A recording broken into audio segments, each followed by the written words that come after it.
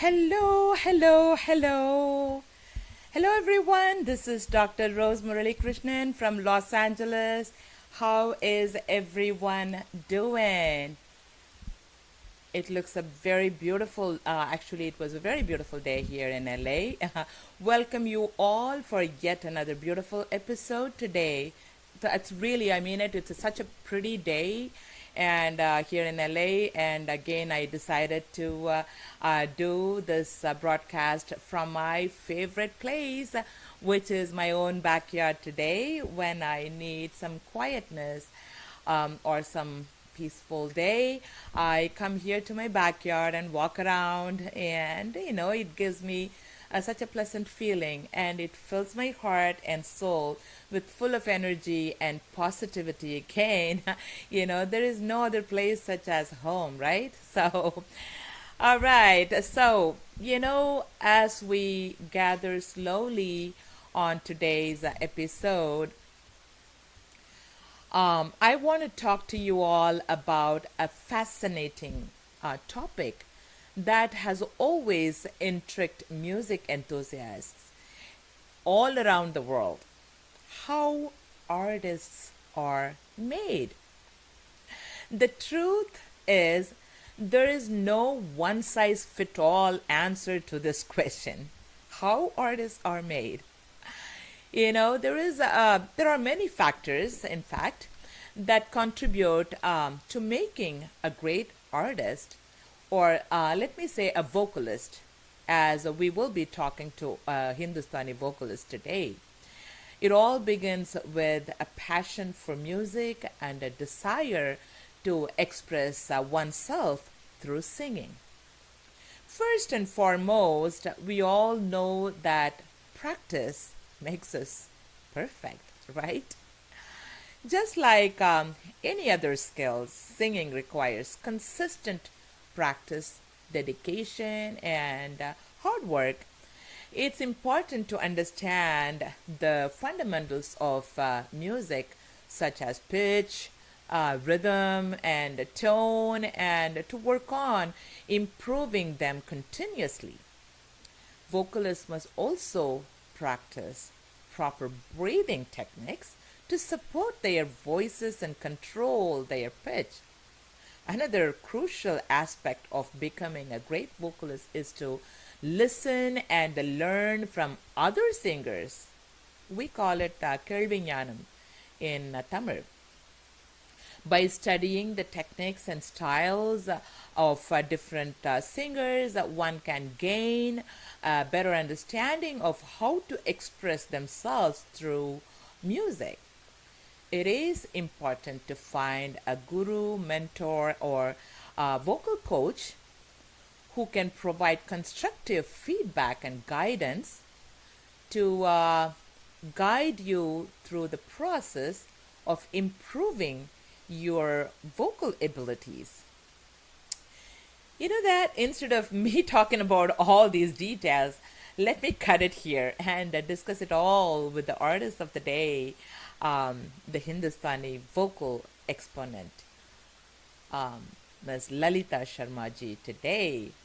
Let me give a few, I wanted to just say a few things about, her bio, about her. Of course, she is probably well known to most of you who are watching here. But, this broadcast is going to go worldwide. So, in case if anyone doesn't know, I have to give a brief about who Lalita Sharma is so that you will have a better understanding of today's episode. Lalita Sharma was born in Kolkata, India. She started her training in the intricacies of Carnatic music originally at a young age of 8 under the able guidance of her guru Padma Narasimhan of Kolkata for 8 years. She later studied at the Government Music College in Adyar, Chennai, and passed the Sangeeta Vidwan title course with distinction. Following her graduation, she obtained her diploma in music teaching from Government Music College, Chennai. She strengthened her knowledge by completing her BA Music from the University of Madras. She also underwent rigorous training under Professor V.R. Krishnan, a noted disciple of Sri Chemmangudi Srinivas Iyer. In 1993, her interest in Hindustani music peaked, and since then she was blessed to train under the great maestro Sangeeta Martand Padma Vibhushan Pandit Jasraj ji, one of the greatest luminaries of North Indian classical music. Lalita Sharma is a well-known exponent of the Mewati Gharana of Hindustani classical music. She has several performances, recordings, and compositions to her credit. She had performed around the world, internationally, almost all the countries. World Yoga Convention in Sydney, Australia, Consulate General in Sydney, Singapore Arts Festival, and Fusion Music Fest in Singapore, the Ali Akbar Khan College of Music, California, Nehru Center in London, tours of France and Germany. She had performed in local TV channels in Kolkata, All India Radio, and the televisions in Chennai, and also in ZTV. Voiceover in the national award-winning Bengali movie Unshi April. Now I have it in my bucket list. I have to sit and watch that. I haven't watched that movie since it was not my mother tongue. So I have to sit and watch that so that I can hear her voiceover. Performed in fusion percussion ensembles, the memorable one in American Center in Kolkata under the direction of Pandit Swapan Chaudhary. Voice in the first crossover movie named Marigold. Song for movie Rani under the music direction of Isaignani Ilayaraja too. She sang for several dance music productions, and she's also very experienced in composing music and has given vocal support to famous Odissi, Kathak, and Bharatanatyam dancers in India. She has also collaborated with Guru Kelucharan Mahapatra, and he is a famous Odissi dance maestro. Pardon me for my tongue twisting on that. And, on his musical ballet, Abhignana Shakuntalam. And other famous ballets, namely, Bansi, Navarasa Naika, Anya, Ami, etc. She regularly records dance music for all the top classical dance companies in India. And she did several special presentations, for instance, such as she has been regularly performing Hindustani classical music in the Chennai December Festival since 2012. She was recently invited to give a TEDx talk in Caterpillar on the therapeutic effects of classical music on the human psyche. She is a great teacher as well. Lalita ji founded the Pandit Jasraj School of Music Foundation in the US at Tampa, Atlanta, and Los Angeles, where I live. She has conducted various workshops and lecture demonstrations on parallel and differentiating aspects of both classical styles of music, both in India and abroad. She is fluent in many languages. Even after a long time, I just spoke to her only yesterday, and she started talking to me in Tamil. I was like, what? You know Tamil? I always thought she was a North Indian. I don't know, for some reason. And she was fluently talking to me in Tamil, and I came to know that she was a born Tamilian. And that is something interesting I just came to know very recently. She can sing in Tamil, Malayalam, Hindi, Marathi, Sanskrit, Telugu, and Bengali, and you name it, most of the Indian languages. The famous University of Shankaracharya in Kerala felicitated her in the year 2000. I can sit here and speak about her great skills all day long, but we wanted her to speak to us, right?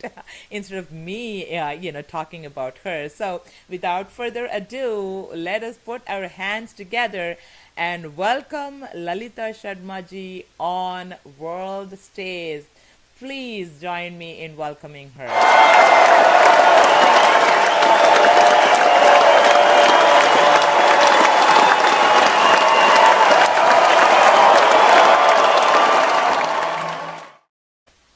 Hello, hello, hello, Lalita ji. Wonderful to see you. How are you doing? I'm good. Thank you so much for inviting me. Of course, this is it's a great pleasure. I was always thinking of inviting you, and for something or other reasons, like it was so busy, so I couldn't do it. And today is one of the best days that I could bring you in, so we can talk to you. So, how are you, and how is it in Chennai? Thank you so much once again. And yes, Chennai is starting to heat up for some reason, and well, we say the same every year. So yeah, I'm good. Very nice, very nice. First of all, I would like to ask you the typical question every anchor asks. Please tell us about your family, your parents, and your childhood, your siblings, your schooling, and your upbringing as a young girl, Lalita ji. That's a lot. Yeah. So I was born and brought up in Calcutta, as you mentioned earlier, and we are four. I have an elder brother, and we are three sisters. I'm the middle one. So all of us were inducted into music at a very early age. Thankfully, my guru, Srimati Padma Narasimhan, she was our neighbor. So it was very convenient to hear, I mean, music all day long. And so once, slowly, one by one, we all went into music. My brother sings very well, my elder brother, and he also is into Nama Sankirtanam, which my father was actually the pioneer to start Nama Sankirtanam in Kolkata so many years back. And with all the traditional Paddhati, bhajan like Radha Kalyanam, Sita Kalyanam, Divya Namam, and all that. So my brother also got interested in that, and since he sings very well, uh, he went into that line, abhangs and bhajans and all that. And we all three sisters went into learning music as well as the school studies and all that. Yeah. I can't hear you. Sorry, I have your elder sister here, and I know I was muted a little bit. And so I have some of your family members. I have you with your mother here. And so I have also both your parents, with me. And it's amazing to see your family, Lalita ji. Please go ahead. Yeah, so that's how I started music, and my music teacher was hearing. I used to sing whole day standing in the veranda, something or the other. Mostly Hindi film music because that's what we were exposed to in Calcutta. So one day she said, "Why are you standing there and singing? Come here, I'll teach you." So that's how it happened, and through school until my 10th standard, I was learning with her, and a wonderful guru that anybody can imagine, very encouraging, very kind. And we went into all sorts of competitions that Calcutta had to offer in those days, and it was fun learning in a group. And I think when you are focused unconsciously at that age, for me, I would say unconsciously, because it interested me so much that I would pick up very fast. There was no need for any hard work or pushing from my parents' side. So that, I think, looking back, is what each soul brings with it, that interest, already in it. So it was fun learning. It was so much more because my guru, Srimati Padma Narasimhan, she encouraged me a lot.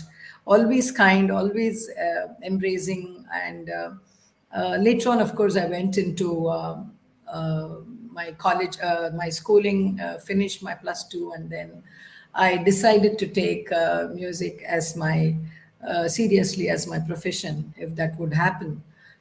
So in that again in that area during that time, it was my mother who was extremely encouraging. After my 10 plus 2, she herself took me to Chennai, where I wanted to learn in the government music college, which I had been, some of my friends who had already studied there, they were like, you should go there and learn. They're a beautiful set of professors who can, really take your interest into a higher level. So it was my mom who took me, I would say, when many people close or known to us were discouraging that, you shouldn't take a young girl 17 years old and leave her in a hostel, what she may do, she may run away, blah, blah, blah, and all that.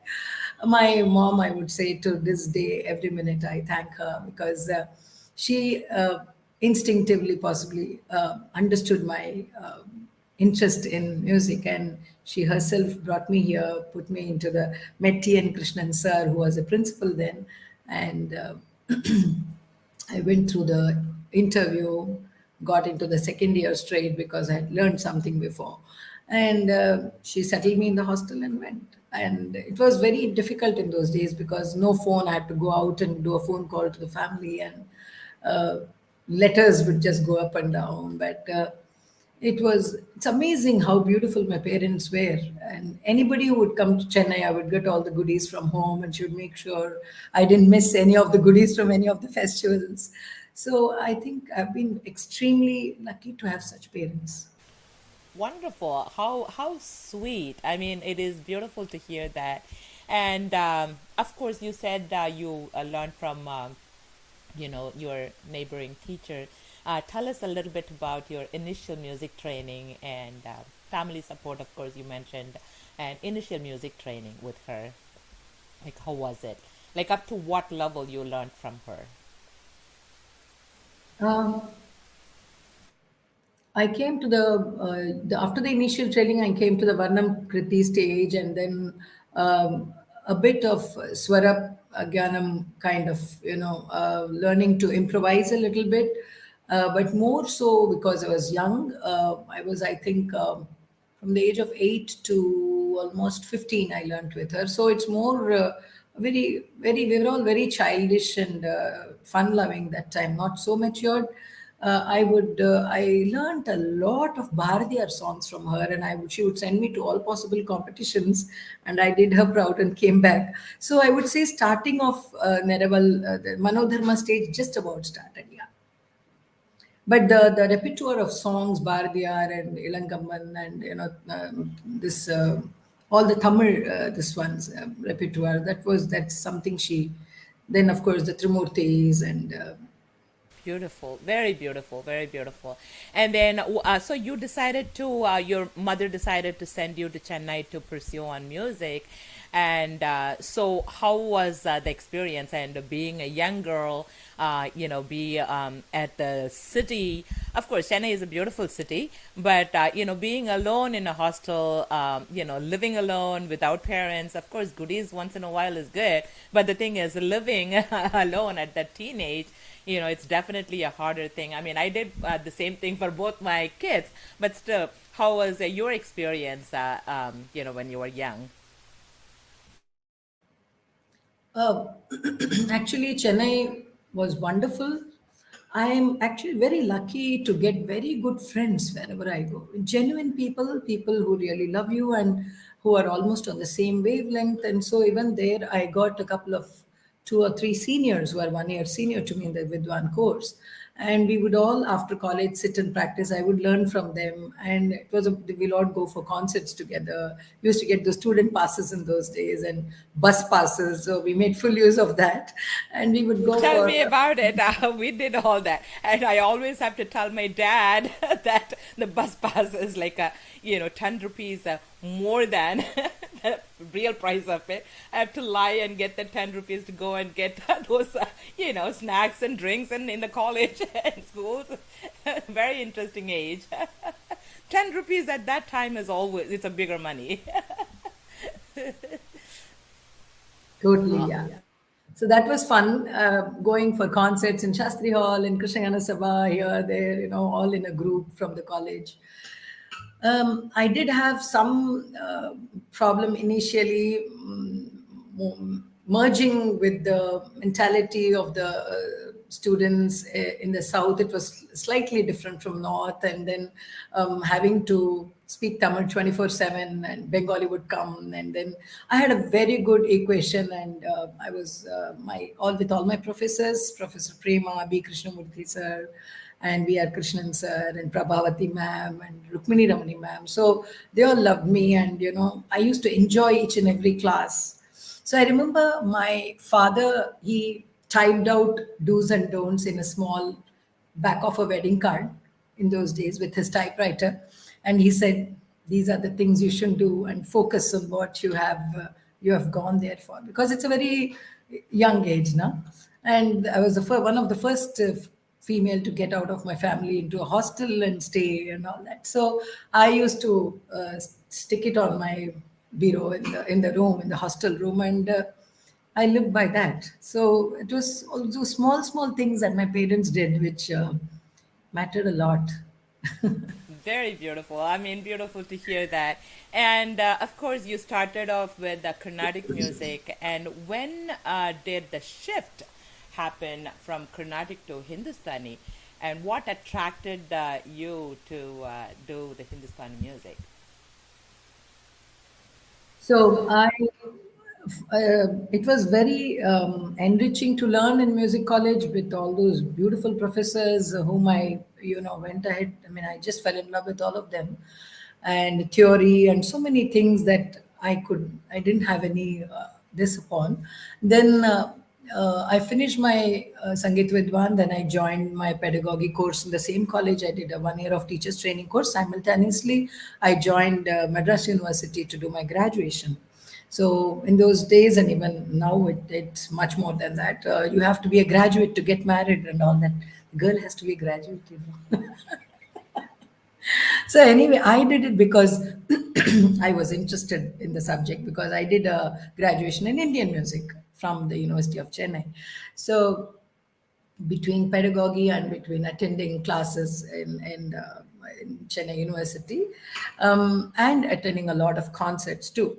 So I also started teaching in a couple of schools as music teacher in those days, just to make myself a little financially independent and not to push my father too much.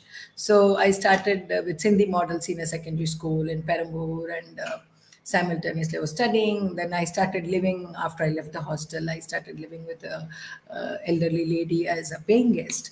So those days were about 2 years after I finished music college.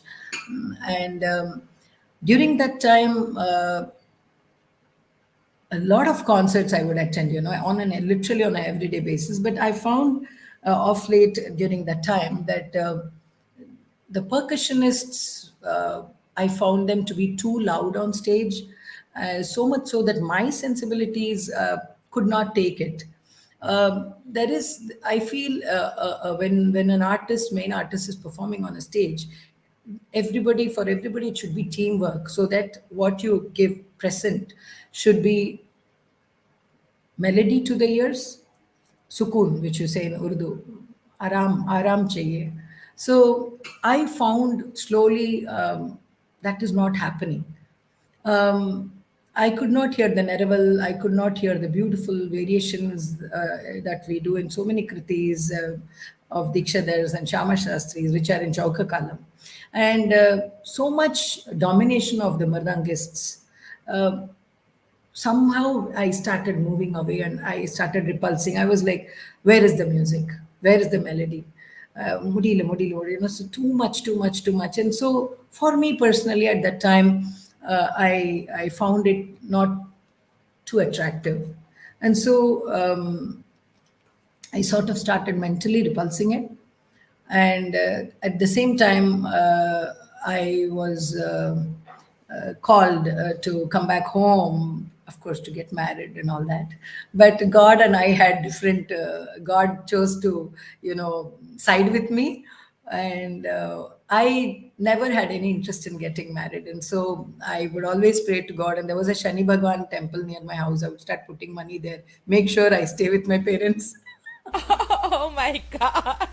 Start bribing God. Mr. Sanjay, I'm so wicked. So, so I was called in there, and that's when a little bit of my mother's health started failing a little bit. And all in all, I wanted more calmness, more sukuniyat within me, and Carnatic music was not giving me that.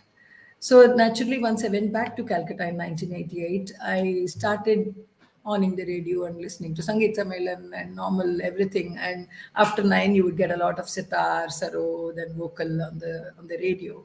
And every day I would listen to 2 3 hours of that. After having a round of concerts done in Tyagaraja Hall and here and there, Shasta Samoham and all, wherever you could sing Carnatic. There was not much, 2 or 3 sabhas over there where you could sing. So I started listening to a lot of Hindustani music. And at that point of time, that gave me my soul that much needed calmness and sukuniyat. So that's how I started listening a lot. Then one day I on the radio and I found this beautiful voice and I was mesmerized and I went on listening and then they announced in the last that it was Guruji Pandit Jasraj. So Wow. since then I Wow. started literally filching money from my dad, 10 rupees, 20 rupees. I started buying those cassettes. 35 bucks ka used to get those cassettes in those days. So I started buying and listening to him like 5 6 hours a day. My mother will be like, கொஞ்ச நாழி ஓயறியா முடியல. So I would start listening to him 5 6 7 hours a day, 5 to 10 cassettes. It just grew. I just could not come out of listening to him. Wow, Um, that's amazing. That's very, very no. interesting, like I mean there should be some change happen to move out of something to others. So I could see like I'm really sad to hear that. I mean the domination of percussions in the Carnatic music and those. I mean of course, in 70s and 80s because they didn't have their own like a solo concerts except the Taniyavathanam time. So, I mean, it was a pretty, it used to be, that way. But, I mean, now, they create their own,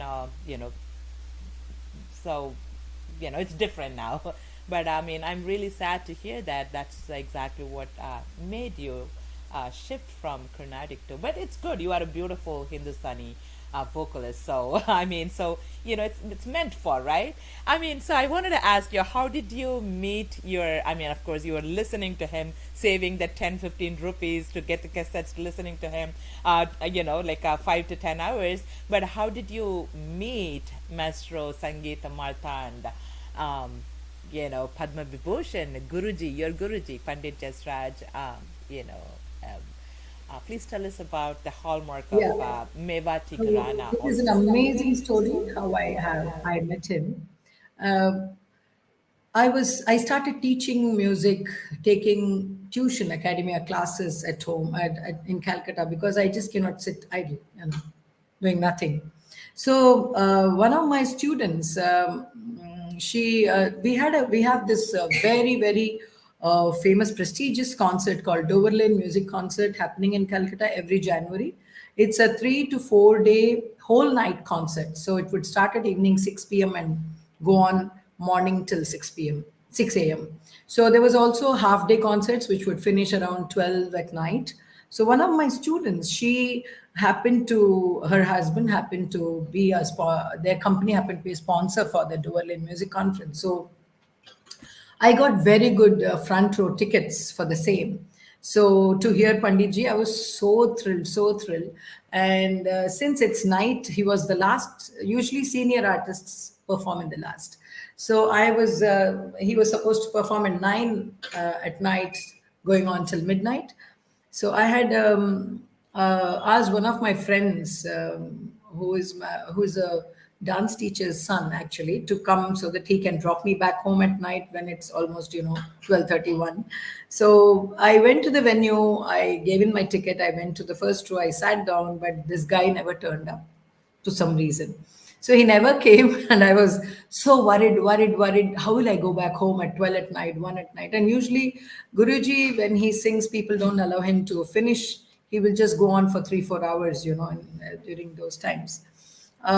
Then I was, why am I even going on thinking about why this guy hasn't turned up? I must just enjoy the concert and forget about it. I have come to hear Panditji, and I'm sure he'll take care of my going back home.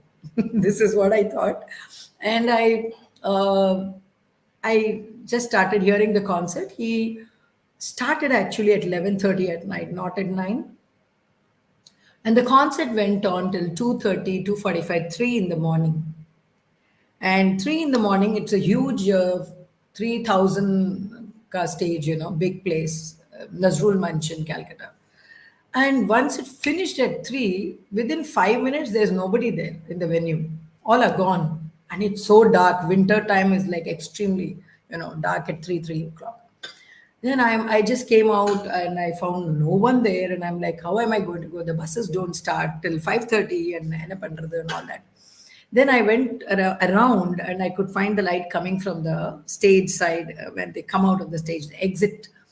And there are 2 3 cars there and few people. So, but there was one lady who actually is Panditji Guruji's niece. So I spoke to her. She said, "What's the matter?" I said, "Look, I came, and now person who was supposed to come with me didn't turn up, and it's very dark, and I'm wondering how to go home."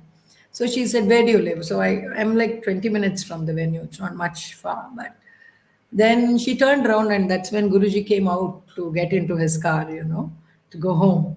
So he said, "Bapu, this girl can't go home, so can we make some arrangements?" And can you believe, with 2 tanpuras, huge tanpuras, he put me in a Mercedes, and I got dropped in my house at 3:30 in the morning. He said, "Arey, bachchi ko chhod do ghar." And the Tanpuras belong to Dr. Neerja, in whose house he usually comes and stays in Calcutta, which is right next to my house, almost like a street away, parallel. So that is how he What got. a blessing and what a coincidence. I mean, how could this happen? So bizarre, I mean, like, so I was like, oh my God, I couldn't believe. I was like crying literally as I came back home. And then the next, after that, I met in that same program, Miss Kala Ramnath, who is a fantastic violinist and also a very senior disciple of Guruji. She was there. So she lived in Calcutta in those days. So I got in touch with her. And I started learning, picking up bandishes from her, all the compositions. And since I had heard in the interim, I had heard Guruji for almost 8 years, just his cassettes, day in and day out.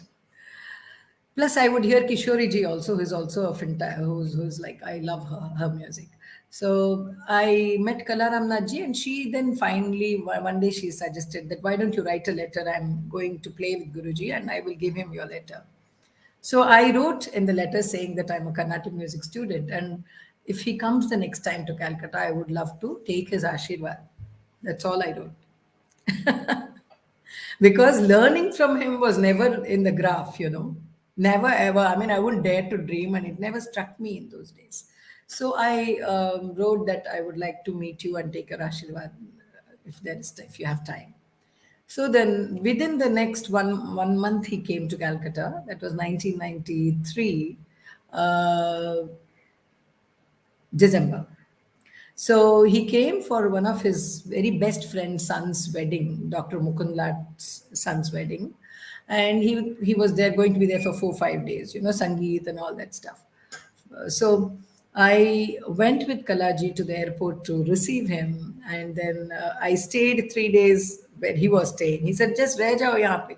And the first thing, once we went into that house, the house full of ladies, a whole room full of people, and he tells me, "Kuch ga ke sunao."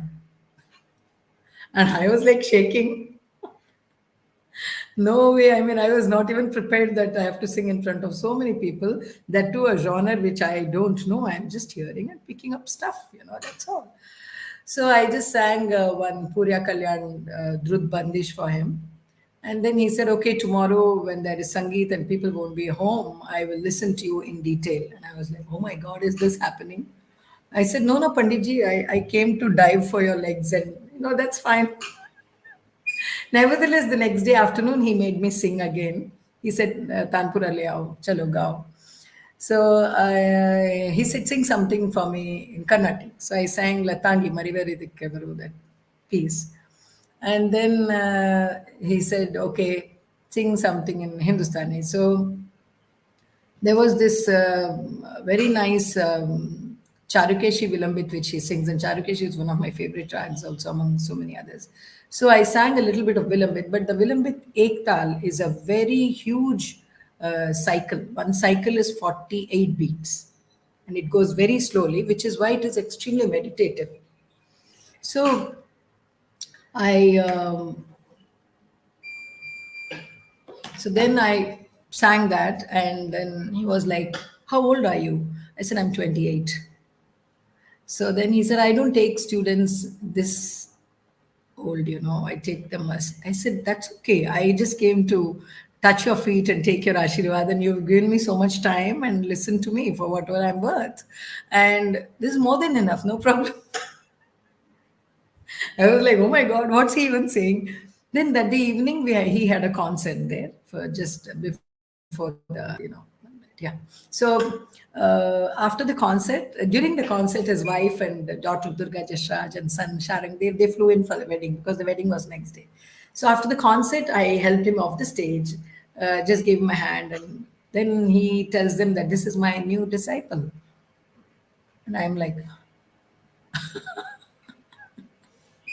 so I am like, he said, "Arey, arey, arey, arey, jaldi se pranam karo, mami ji ko pranam karo." So I dived for Guruma's legs, and that's how it happened. And it's like sometimes God gives you chappar fadke, things that you can't even imagine.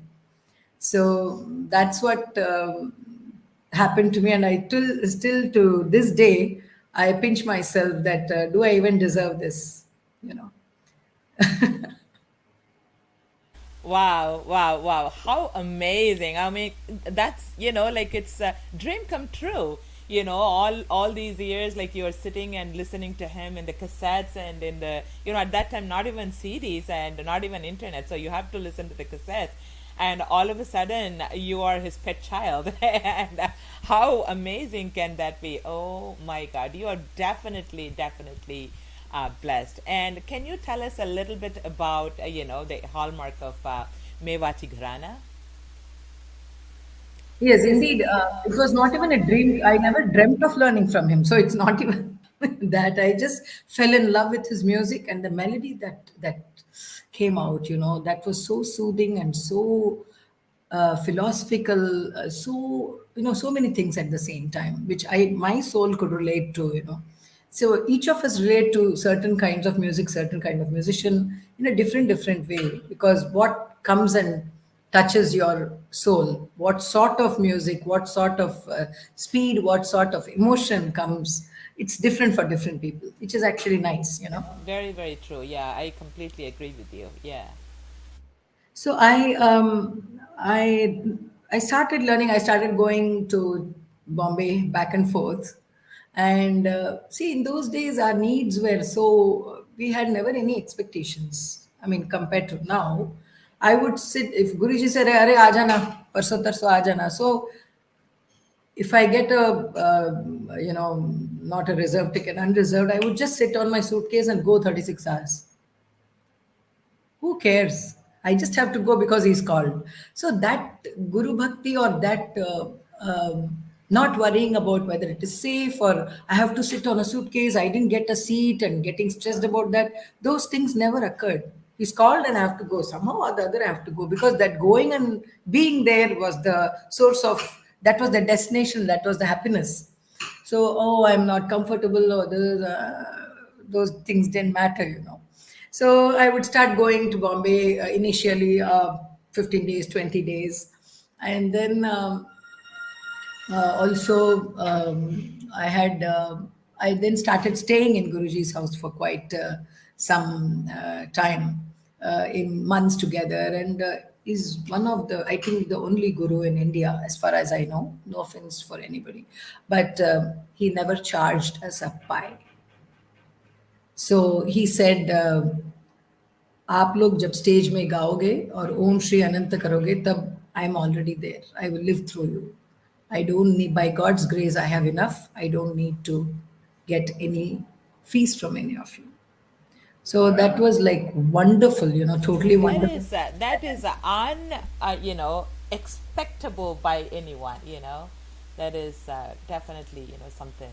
Yeah. The great. I So mean, I started going and coming and staying at his place. It was wonderful uh, time observing him, learning a lot from him, not just music, but also the way he looked at life, the way he was with people, and the way he treated everybody. He was so down to earth, so loving, very caring, very generous, and so there was so much to learn apart from music. And he would take us wherever he went. Somebody will invite him for dinner. Pandit ji हमारे घर आइए खाना खाने. He said, I won't come. मैं और मेरे 17 आएंगे. Me and my 17 will come. Are you ready for that? Then I'll come. So such was his the embracing us into his life, and very, also very his true. family, Yeah, that's really who amazing. also really embraced us, Yes, all of us, for, beautiful. Yeah. we would be actually binging on the trips that they were,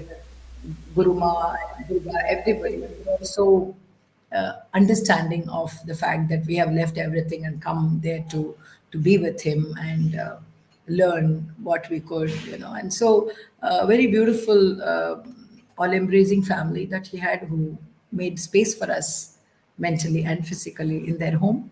And That's that was really beautiful. That's amazing. And also, like Krishna Bhakti is, big part of, I mean, you always said, like your songs and your music, in your life. And Guruji also used to sing a lot on Lord Krishna, right? And which was, I don't know, I mean, I'm guessing that's his favorite too. And please tell us a little bit, of course, I mean, like his music is extraordinary. And Krishna Bhakti, can you please tell us a little bit about, um, your experience? going back to the earlier question, the hallmarks of Bhakti Right, Gharana right, that yes. I just meandered to pull Oh, you yeah, back. yeah. Uh-huh. So, first is clarity of diction. If you hear the others before, much before Guruji, and I have heard a lot of cassettes. So, the clarity of diction, you can write down a bandish just by listening to him, that much clarity. Even the first thing which I drew me was the speed of the tans. Um, whatever may be the speed, which was like really good, I could decipher the swaras even in that speed and literally write them down. So that clarity of diction, the melody, even in that fast stance, the melody would be so amazingly, intact. And also the romanticism in his music, which really drew me. Khayal by itself is a genre which is very, it's just thought process of the rag, thoughts that you just put out, thereby painting the rag. So Khayal, the way he used to present the Khayal was so full of melody, and there was a romance to his music. There was also philosophy to spirituality in his music. So that was the hallmark of Mevati Garana, which was the earlier question. Sorry. So this you asked me was Krishna Bhakti. Yes, Guruji was very much into Krishna Bhakti, and he was one of the first to popularize Sanskrit bhajans. Vallabhacharya, Ramanujacharya, Surda, this one, Leela Sukar from the south, which is a famous piece, Govinda Damodar Madhaveti, which he sings.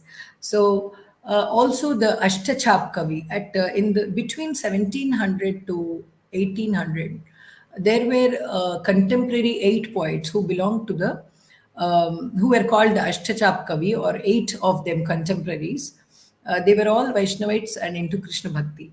So Krishna Das, Surdas, Paramananda Das, Chaturbhuja Das. So their poetries were very beautiful, and Guruji was also the first to popularize their bhajans, which we all sing a lot, and also the Haveli Sangeet, which is Haveli meaning temple. So Haveli Sangeet meaning the temples in Vrindavan, um, also Mathura, where from morning to night they have songs for each thing, for waking up the Lord, for feeding him, for bathing him. So those songs were called Haveli Sangeet, and they were actually becoming a rarity till Guruji revived them. He visited, he spoke to the pandits there, he got those lyrics, those music, and he also tuned them and he popularized them. So Haveli Sangeet, Sanskrit bhajans, these became his. He was solely responsible for popularizing those things, so much so that now they have become part of the Hindustani recital. In any recital has bhajans and Haveli Sangeet. So that is how much he, in the process, I think he also fell in love with Krishna. And my father has always been a Krishna Bhakt, and he says you have to speak to the Lord straight, you know. You do not need any in between person. No offense to any spiritual gurus, but that is how I think we all. Me and my siblings, we all went into Krishna Bhakti. And also, Hindustani music, see, the khayals are all about our feelings, as opposed to Carnatic music, where it's all on gods, you know, on Murugan, on Shivan, on Ambal, and the compositions are all extolling the virtues and the beauty of the gods. Here, the khayals are all 70% on human feelings and on Krishna. And then you have Holi, you have other Kajri, Tumri, all also have uh, to do with more with human feelings, that, you know, Naika is saying, I'm missing my beloved and he's not coming, and things like that. So it's to do with human feelings rather than God's. But the only God who comes in is again Krishna. Playing holy with the gopikas and things like that. So somewhere along the way, I think we all fell in love with Krishna, including me. Wow, that's really amazing. I mean, how it works. Yeah. So, I mean, most of the time there are like a not even much difference. There are tiny little differences which makes us, a different human being. So, of almost in everything we do in music, right? And then, of course, what is Hindustani music? Personally, I mean, you have learned both Carnatic and Hindustani, and then of course after a while you switched to Hindustani. So, what is Hindustani music personally to you, and how does it affect you personally or even emotionally? I think since when I took to Hindustani also, my mother was very unwell, and those were little challenging times. Um, so Hindustani music gave me that necessary peace, mental strength, and a lot of support in its own way. If one can imagine that, I'm sure musicians can imagine that much more. So that mental strength that it gave me, and also that sukoon that I can relax in, that music used to relax me a lot. Because in Carnatic, you know more than anybody else that it is Madhyama Kalam and Drut Kalam more than Vilambit. There is no Chauka Kalam, very few kritis are there. And so at that point of time, I was under a lot of stress, and usual, everybody goes through. So this music gave me that much needed melody, that calmingness, that meditativeness. So it was so natural that I have a different. I fall in love with this music more, and possibly it was also Nasib. I was destined, whatever. So every time, I also, one main thing that I found was the Shruti. Alignment to Shruti, or the awareness of Shruti, is definitely a bit more pronounced in Hindustani music. We are given Khadasur practice, which is standing on one note for one whole breath for months together. So the alignment to Shruti, listening to the Shruti, keeping the Shruti itself, Tanpura itself, in a very high volume so that it is audible to everybody, to us, and to the audience. That pradhanyam given to Shruti. And so breathing techniques, alignment to, so सा practice and आरोहण अवरोहण में एक एक सुर में खड़े रहना, एक एक स्वर में खड़े रहना, those kind of practices will make you more microscopically aware of the sapa sa playing next to you, and how whether you are on the pure frequency of each note in each rag, relatively. So that practice is very much. That's yeah, that's very much, like what you say is true. I mean, I found one of your clips. I just wanted to share it with our audience. um I mean, like it was probably when you were a little bit younger, but such a pretty, I mean, it was a longer one. I had to kind of have it edited to make it, but I really wanted our audience to hear that. Just 1 second. Here it is.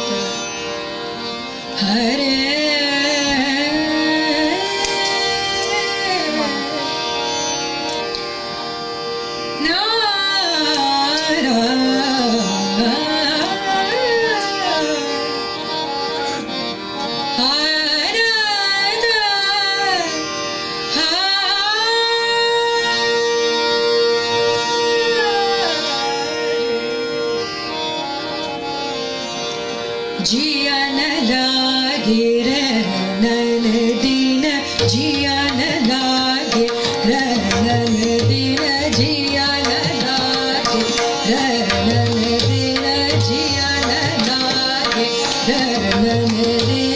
Dadari gamari zara gama magare re gama gama gama gama bila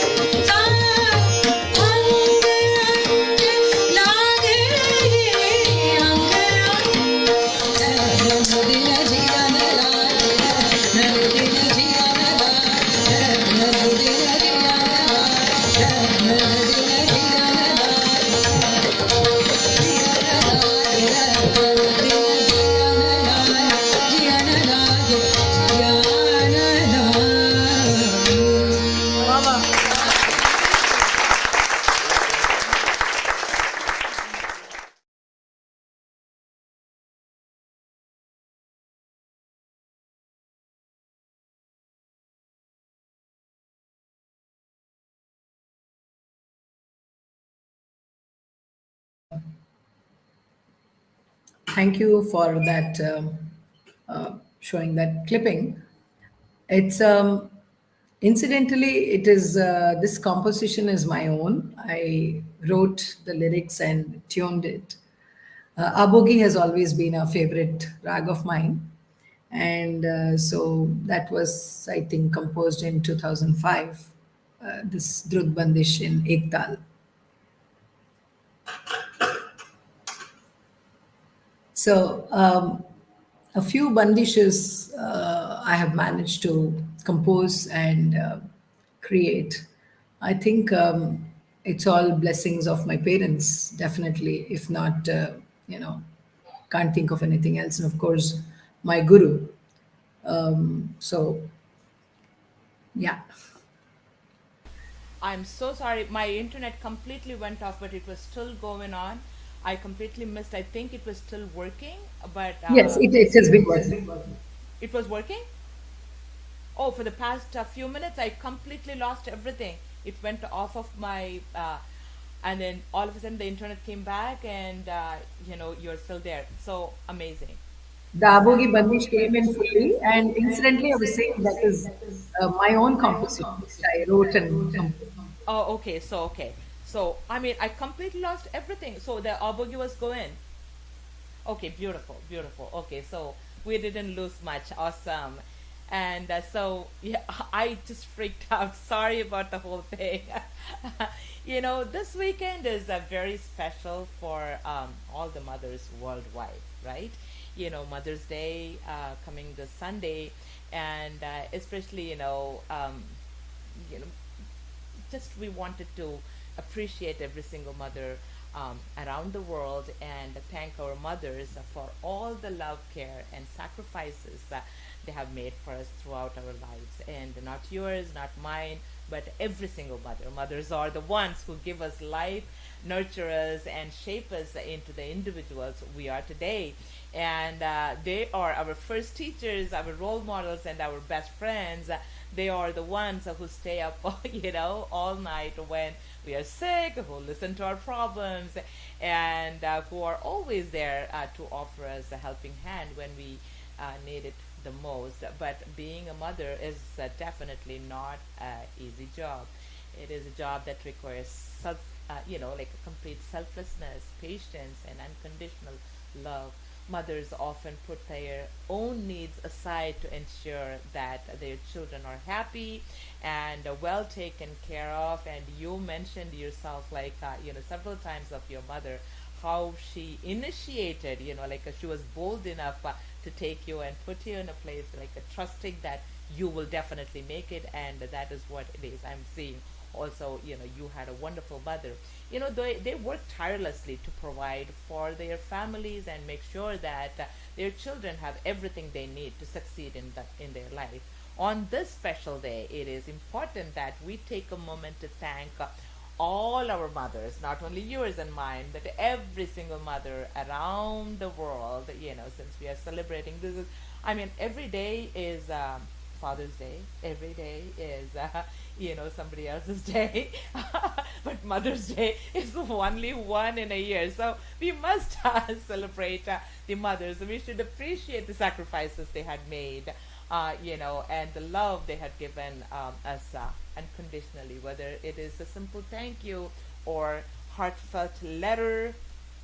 Let us take the time to express our gratitude. I'm not even telling you, like I'm telling the entire world who is watching us today. Please take this time to express your gratitude and love to your mother, every single one of you. Can you please dedicate? I'm asking you to dedicate a small song for all the mothers who are listening and who will be listening after this broadcast, if you can. Yes, that's right. I remember, I recall that I've never seen my parents take a holiday. That concept was not even there in those days.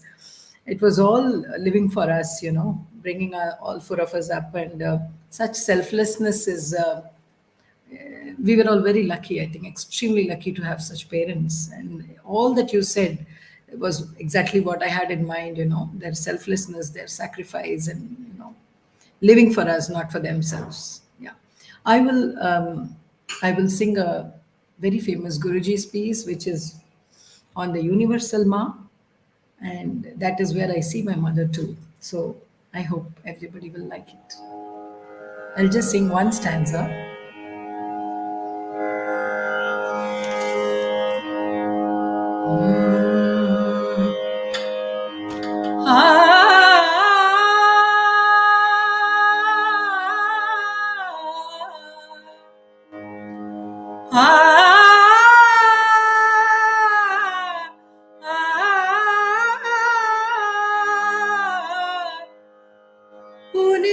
Puneet पद पंकजा श्री कामेश्वर अंकदा पुनीत पद Pankaja Shri Kameshwar अंकदा मनुकोटि पारायणी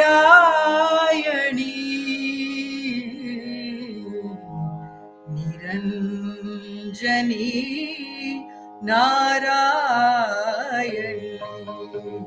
Niranjani Narayani Niranjani Narayani Niranjani Narayani Niranjani Narayani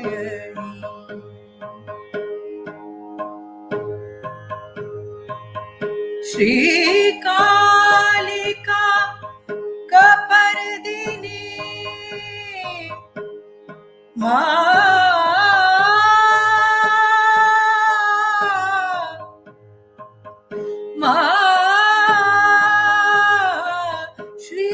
श्रीकालिका कपर्दिनी मामसासुर Mardini करुणामयी Katyayani करुणामयी Katyayani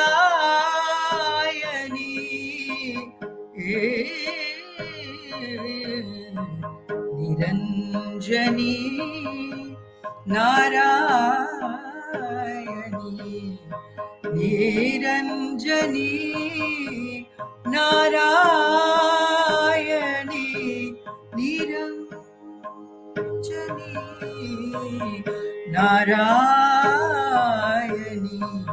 निरञ्जनी निरञ्जनी निरञ्जनी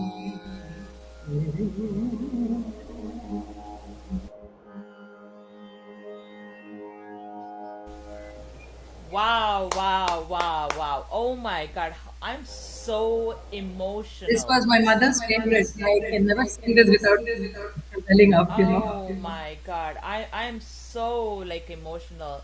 You know, everyone who is watching this episode, please, this is just not a simple dedication. I don't know.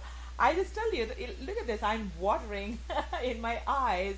I'm tearing. I don't know. That's such a beautiful, powerful song, and please, everyone, make sure, thank your mother. Send a heartfelt letter.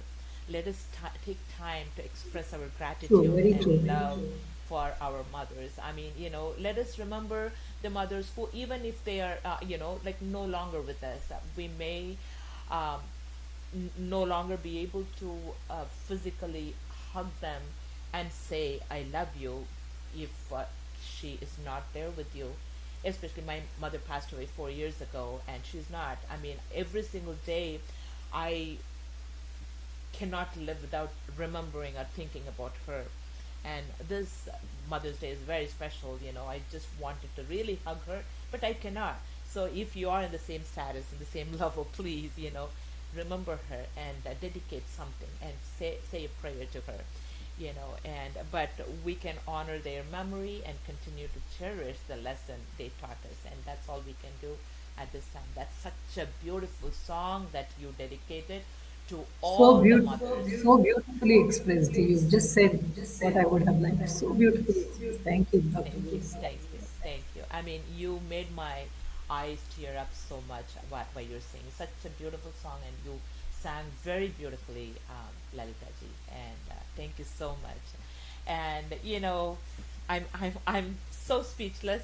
My voice is shaking, but put up with me. With a smile, I go to the next question for you. Please share some unforgettable memories or incidents with your guru or any other stalwarts, or great artists that you met in your life that had in the past or present. If you can share, that'll be great. Initially, when I joined Guruji, it was the very early days when he used to come to Calcutta very often, and right after he accepted me, within the next couple of months he came back again for a concert, and he had a very old. When he was young, there was another musician who had helped him in his needy days, and he never forgets. I was learning constantly. You see these values. He was very old now, almost 95, and Guruji heard he was bedridden, and so he wanted to go and see him. Uh, it was like almost 20 years since Guruji, I think, possibly met him. So he found out where he lived, and then At that point of time, the car was not available in the house, so we took a taxi, and then there was a railway crossing. We took a rickshaw, and then we finally somehow went into those gullies of Leh Gardens to meet that gentleman. And we found him a regal, 6.5 foot figure.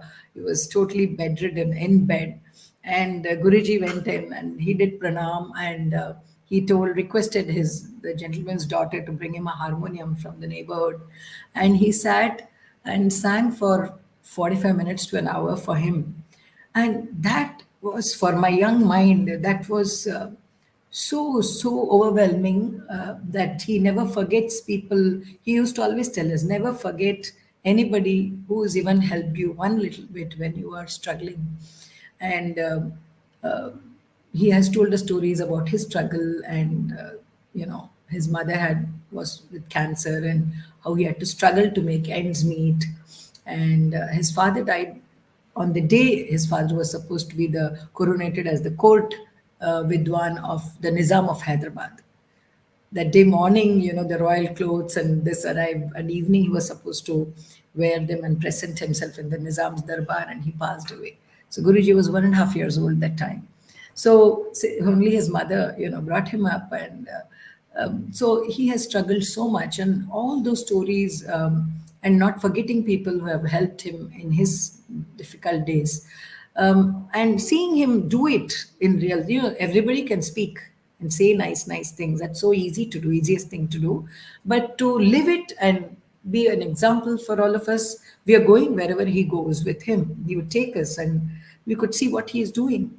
Another musician wanted, he was no more. His wife wanted some help to get a house for herself, so he just gave, you know, to help her build the house. And so we went, sat there for 45 minutes, 1 hour, singing bhajans for that gentleman.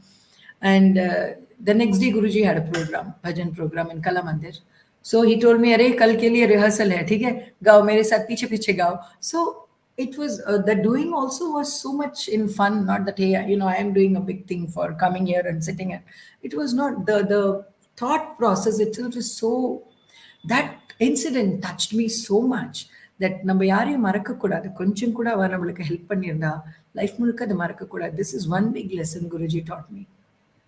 And it's That's to really, this day, really amazing. on everyday basis, I remember. What we learn from others is one thing, but what we learn from our own teachers, our gurus, is like so much more.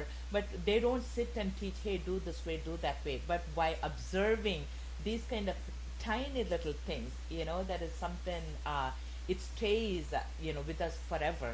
And, we kind of do that, without our knowledge also to others. That is really amazing. I mean, I'm very happy to hear that. Yeah, that's beautiful. One incident which is always etched in my mind is my mother, who is my first guru. So uh, as she was aging, I went to the US 1999 first time, and she was in a very bad shape with her diabetes and everything. She had lost a little bit of vision, and her legs were not supporting her that much. So from our bedroom to the kitchen is a long corridor. She said, "You're going away, I have to make you good food." And when she could not even see properly, she literally on her force came to the kitchen, in spite of my shouting, literally thavan in the kitchen ku vandu. And she could hear when you put the mustard seeds, you can hear and she made me food like that, gave, excuse me, I'm so sorry. I'm so sorry, Mom. I mean, it's about so selflessness in mothers. Selflessness na selfless. Yeah, heights, that's that's really heartwarming. How wow, wow. Oh, I'm so sorry. I'm really sorry. You are I on mute. remember it. I remember it.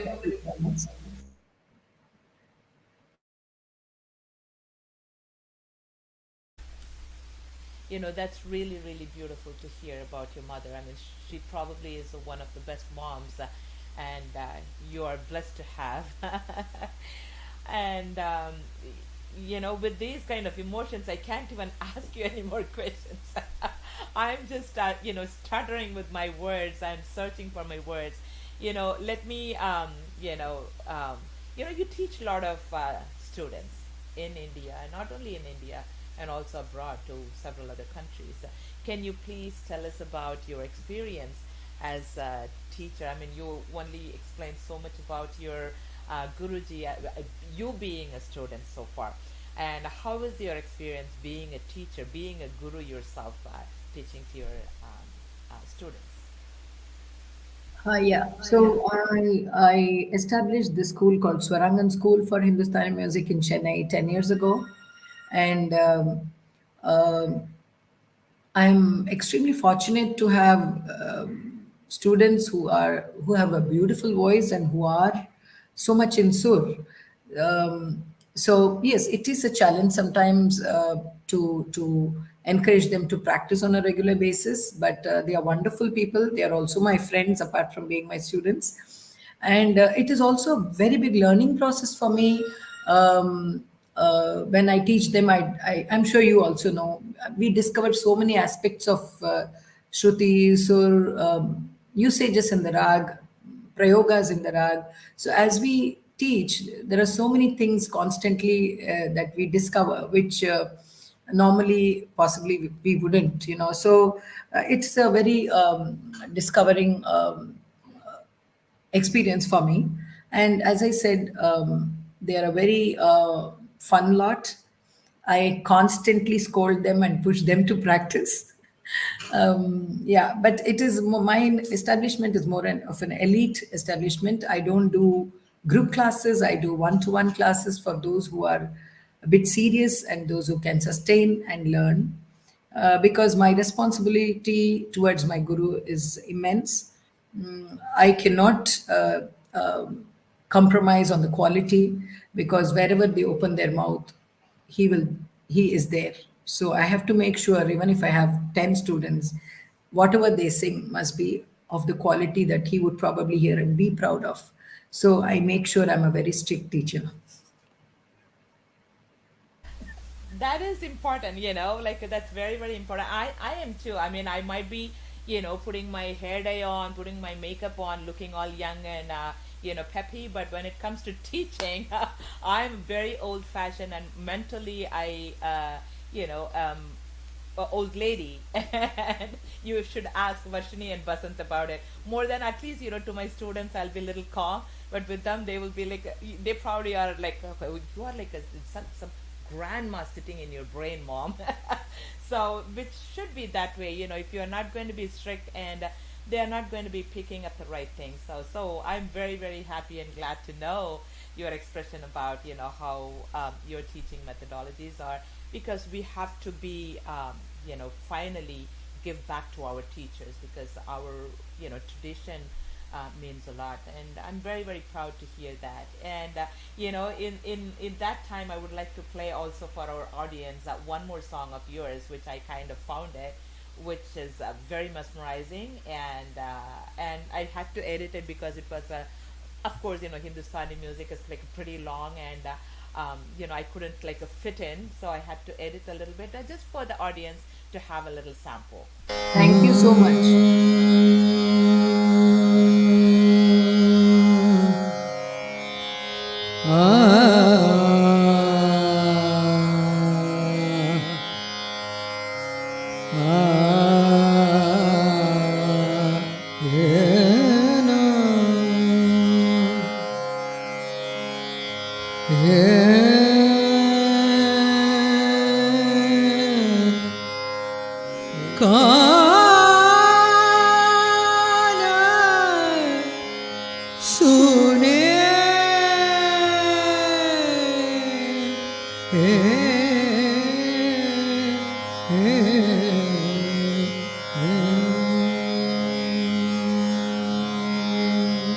पल पल घड़ी घड़ी जुग सो बीत गए कौन जतना राखूं जो मोरी बात बने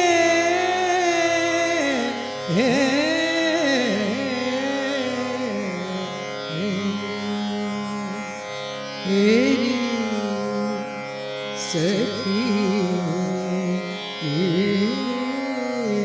मैं कैसे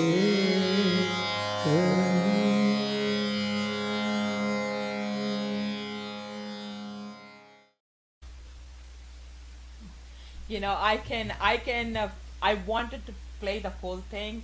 I had to kind of edit some parts here and there of You the have song. edited it so beautifully, being I know. So a I also sensitive didn't musician, want so to. beautifully. Thank you. I didn't also want to edit in such a way that it's like, okay, it just jumps. So I tried my best within the limited time, but it came out a little okay, I guess. Thank you so much coming from you. It makes me very happy. And Lalita ji, what is your advice to the younger generation of musicians who would like to take up, either Carnatic music or Hindustani music or any other music, music in general as a career? Ah, we have been asked this so many times. See, one thing I think the students have to realize is those who want to take it on a serious as a profession, that every profession you need to study for 10, 12, 13 years, whether it's doctorate or whether it's engineering or whether it's kuch bhi. So it is the same. If you want to specialize and be, sort of very well knowledged in that particular subject, you have to give in minimum 10 years of good sadhana. And that is what right now, what I find, Dr. Rose, is qualitative focus is only 2 minutes. ಅದಕ್ಕೆ ಮೇಲೆ ಇಲ್ಲ. So they have to. I always tell my students, music is the most difficult subject in the world because you don't have a or video support where you can click delete and on and accept and things like that. Everything has to be visualized here, understood here. See the swaras in your mind's eye. Everything is here. Visualization is what guides you totally to do whatever manodharma you want. And also understanding a rag like a figure, which Ahir Bhairav or Bhupali or Mohanam or Karahar Priya, you have to have the figure of that rag in your mind. Otherwise, you can't do anything. So that uh, moving now in this generation, nobody visualizes. That has gone thanks to the computers, and everything is there on your fingertips now to see, even copy a Exactly. The to copy a technology, yeah, the technology is so higher, and unfortunately, the students are also okay. They wanted everything to happen within like I mean, the world itself is a very fast-paced world. Unfortunately, they didn't. They wanted to go along with that. I used to go almost like a 4 to 5 days in a week for my music lessons when I was a young girl. And especially after I started my BA music and MA music, it became worse. And as we were like getting higher and higher in music, the amount of practice and amount of classes we took became higher and higher. And whatever we have, even till today, I feel like if I hear a song which, if I do not know the song, I wanted to go somehow learn it, like even though I don't have my teacher readily available, I wanted to somehow or other take my time, sit and learn it. But that kind of patience is, not there in the world anymore with the younger generation. They wanted to just snap and then get it, and partially it is available because there is internet and they hear. They try to get it, whatever they can, and they presume in their heart and mind that that is the right music. And there you is, you said it. yes, See, you cannot learn everything from the YouTube and from the internet for definite, because nuances, understanding of the rag, the behavior of the swaras, the same swara will behave differently in a different ragas with the notes that come before and succeeding and preceding it. So these things You can learn maybe film song or simple bhajans from the YouTube Even as film much songs as. are not, as easy as, they all think. I mean, the thing is, in their mind, they think it's right. And, there is some group of people to clap for that righteousness. And then, so all of a sudden, that becomes the right music. And they said, hey, I know some people like my music and I'm famous. And No, there's a that's lot of how. feel good factor going on. Everybody gives everybody feel good. Free है ना? इसमें कोई problem नहीं है देने में. Exactly. That's how So the music sometimes I see is going. So those kind of traditional, what we learned in the classical music or what the traditional music, those days are slowly going away. And but still, like our generation at least probably, will be the last generation with that kind of patience, I guess. So that is very interesting. I mean, you rightly, yeah, said about, the internet and, all that. So what is your advice to them? Okay, so somebody is very sincere and they wanted to really go through the toughness of music the right way, and they wanted to take this as a career. So what is your advice for them? practice patience, and there is a lot of aggressiveness among children now, and it's all because of the situation they are in, the peer pressure, the stress to succeed, whatever is their definition of success.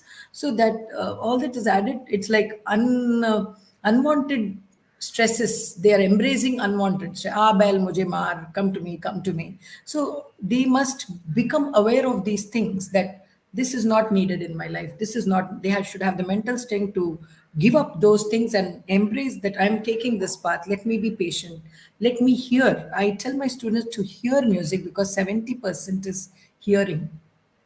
To know how a rag moves, I said, listen to instrumental. If you listen to vocal, you'll end up learning that song in your own clumsy way. Sorry, my students, don't mind me. I tell you in the class. So I tell them, listen to instrumental, where you will understand swar pehchan, how to notate. Idenna swaram, idenna swaram, you will start, but that kind of listening needs a lot of time, also some time, and more time, focus. So that focus, patience, and practice. That's really amazing. Focus, practice, and focus, practice, Patience. patience. Focus, patience, and practice. Beautiful. And it's really beautifully said. And, in that, keeping that in mind, not only to the next generation, to also the current generation, I'm going to play another song of yours before we are concluding it. Just a small, Thank you. small.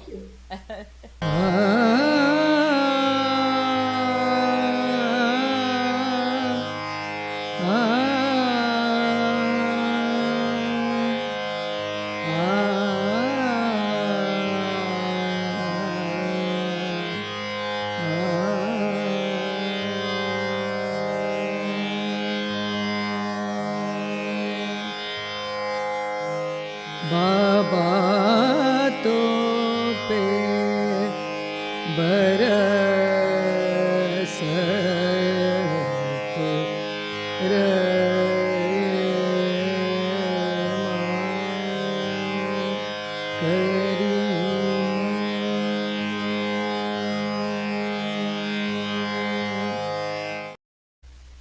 That was such a beautiful piece, and I really wanted the audience to have the feeling of music before they leave. Thank you so much, Lalita ji. That was such a beautiful interview, and you spoke so much truth, so much, lively hood in yours, like in saying every word. And I am very, very, very thankful to you for coming in today to speak to our audience worldwide, so that they can take something back, what music means in real life. Thank you again for joining us. Thank you so much, Dr. Rose. You have gone into a lot of prep. I just sent you videos and you have taken time to, you know, cut them, trim them so beautifully. And your expression for the mothers, so overwhelming.